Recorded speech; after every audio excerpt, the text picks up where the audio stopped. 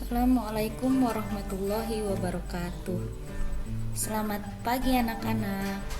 Apa kabar semuanya?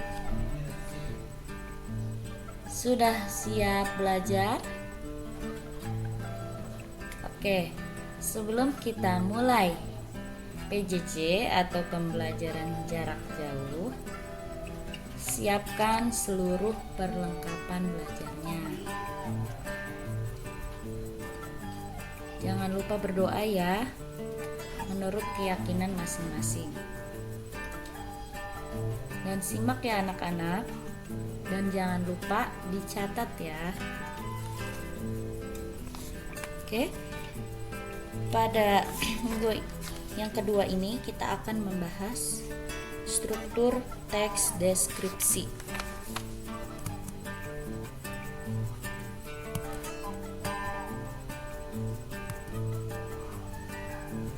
Ya, ada yang tahu belum sih apa saja struktur teks deskripsi?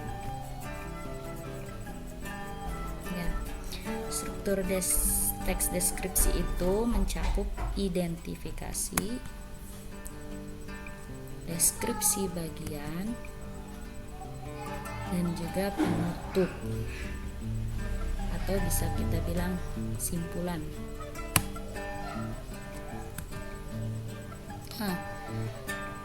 Identifikasi itu berisi gambaran umum tentang suatu objek yang dideskripsikan, seperti nama objek, lokasi objek, sejarah lahirnya terhadap objek itu sendiri ya.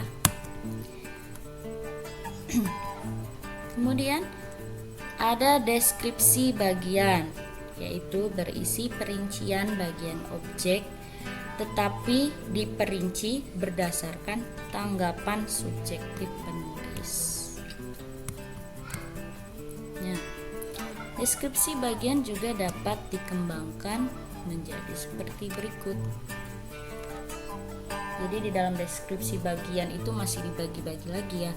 Ada deskripsi bagian berdasarkan ruang, deskripsi bagian berdasarkan anggota bagian objek, kemudian deskripsi bagian berdasarkan proses sesuatu berlangsung, dan juga deskripsi bagian berupa pemfokusan.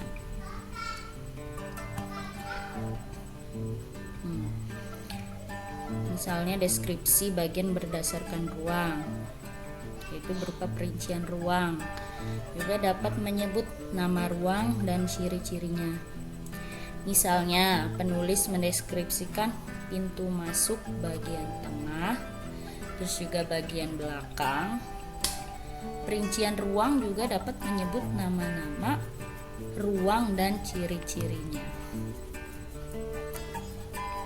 Kalau deskripsi bagian berdasarkan anggota bagian objek, yaitu berisi perincian bagian-bagian yang dideskripsikan. Contohnya seperti di buku paket yang kalian pegang, di situ ada sebuah teks mengenai pantai kan ya. Misalnya pada pantai digambarkan bawah lautnya atau bibir pantai, ombak dan pasirnya, pemandangan tumbuhan dan hewan pantai. Kemudian deskripsi bagian berdasarkan proses sesuatu berlangsung, berisi perincian bagian awal, kemudian mulai meningkat, puncak atau inti, kemudian penutup. Seperti misalnya awal pementasan, puncak adegan, kemudian mulai meluruh, dan yang terakhir penutup.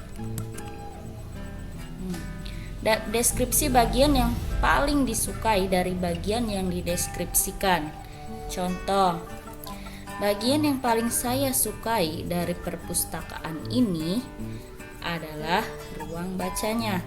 Desain unik dengan cat cerah memberikan kenyamanan yang luar biasa pada pengunjungnya. Itu contoh dari deskripsi bagian berupa pemfokus.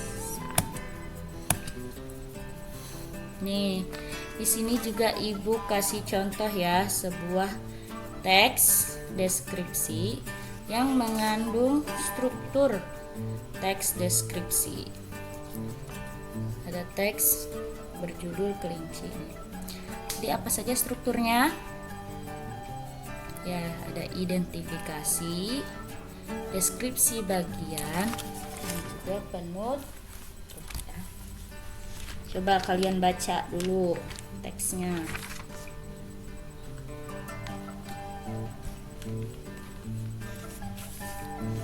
Oke, situ udah ada tandanya ya.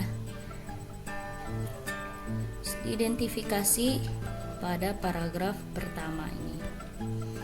Tuh. Kenapa disebut identifikasi pada paragraf pertama ini? Kita lihat kembali ya pada catatan yang sebelumnya. Karena di situ berisi penentuan identitas seperti nama seseorang, benda atau objek yang akan dideskripsikan. Makanya di situ disebutnya identifikasi. Kemudian pada paragraf 2, 3, dan 4 itu disebut deskripsi bagian. Kenapa disebut deskripsi bagian? Coba kalian cek lagi. Ya, karena pada deskripsi bagian itu menyajikan perincian bagian objek yang diperinci berdasarkan tanggapan penulis. Dan tentu saja yang paling terakhir itu penutup ya, di paragraf kelima. Ya, di situ berisi kesimpulan atau kesan mengenai objek yang dibicarakan dalam teks deskripsi. Nah, anak-anak, ini ada tugas buat kalian ya. Jangan lupa dikerjakan. Tugasnya, coba kalian cari contoh teks deskripsi bertema tempat wisata. Kemudian kalian tentukan struktur teks deskripsi tersebut seperti teks sebelumnya ya yang kalian lihat. Jadi ada identifikasi, deskripsi bagian, kemudian juga penutup. Selamat mengerjakan anak-anakku, dan jangan lupa ya, yang tadi belajarnya misalnya berdua tetap harus